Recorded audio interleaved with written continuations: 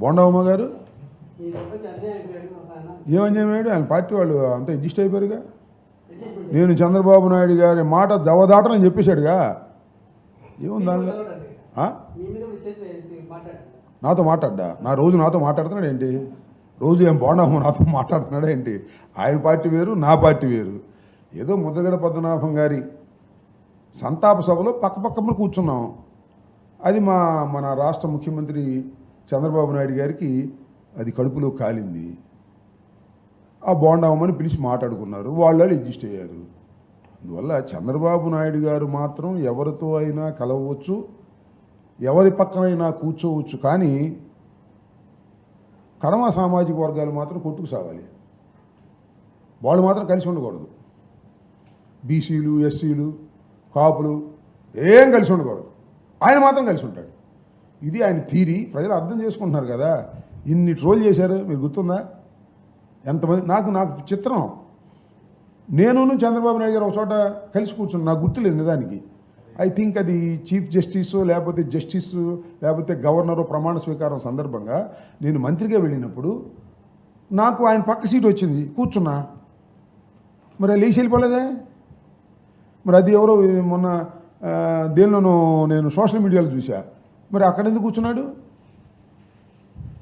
తనకేం న్యాయం వర్తించదు, ఇది మాకే వర్తిస్తుంది. సాయిరెడ్డి పక్కన కూర్చున్నాడు, అది వర్తించదు. అంటే నేను చెప్పదలుచుకుంది ఏంటంటే, బోండా ఉమ, చంద్రబాబు నాయుడు గారు అది వాళ్ళ సొంత వ్యవహారం. వాళ్ళు కింద మీద పడమను.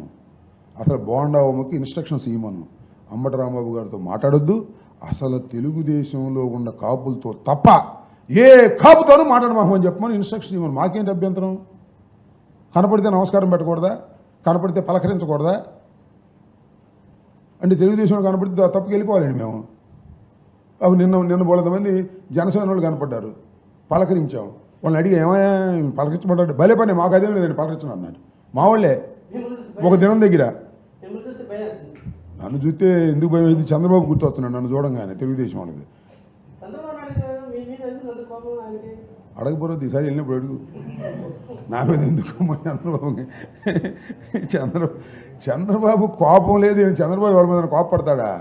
అతను బుర్ర చెడిపోయిందా బాబు? వయసు పెరగబడి చెడిపోయిందో లేకపోతే ఉక్రోషంతో చెడిపోయిందో నాకు అర్థం కావట్లా. నేను ఒక మాట చెప్తా, మీరేమనుకున్నా అనుకోపోయినా.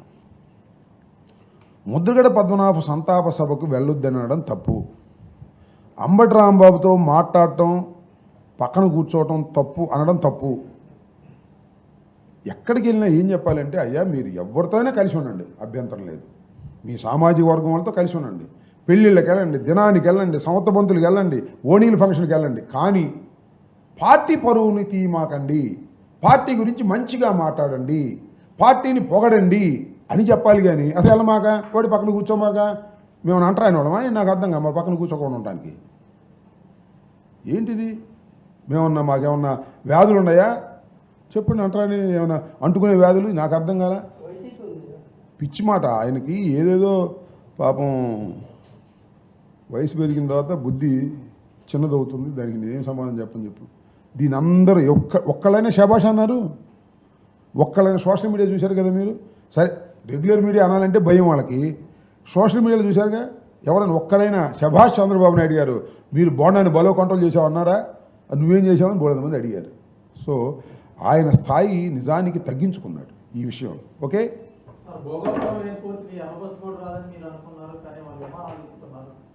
అంటే భోగాపురం ఈ టైంలో మొదలై ఈ టైంలో పూర్తి అవుతుంది ఏంటి? ఎన్నేళ్ళు చెప్పుకుంటాడు చంద్రబాబు నాయుడు గారు. పోలవరం కూడా మేమే అసలు ఫౌండేషన్ వేసిందే నేను, ఆయన నచ్చేది ప్రోగ్రామ్ అన్నాడు. నేనే దీన్ని సంకల్పకుండే అని కూడా అన్నాడు, రాజశేఖర్ గారు సంకల్పిస్తే. సో నేను అనేది ఏంటంటే, ఏదైనా ఒక ప్రాజెక్ట్ సుదీర్ఘకాలం నిర్మాణం కావాల్సినటువంటి ప్రాజెక్ట్స్ జరుగుతూ ఉన్నప్పుడు 15-20 సంవత్సరాలు 10 సంవత్సరాలు జరుగుతున్న ప్రభుత్వాలు మారుతున్నాయి. ఒకరికోసం మ్యూజిక్ చైర్స్ లాగా ఒక్కొక్కరికి ఒక్కో టైంకి ప్రారంభించేటువంటి అవకాశం కలుగుతుంది. అందువల్ల నేనే నిర్మించానంటే సరిపోతుందా?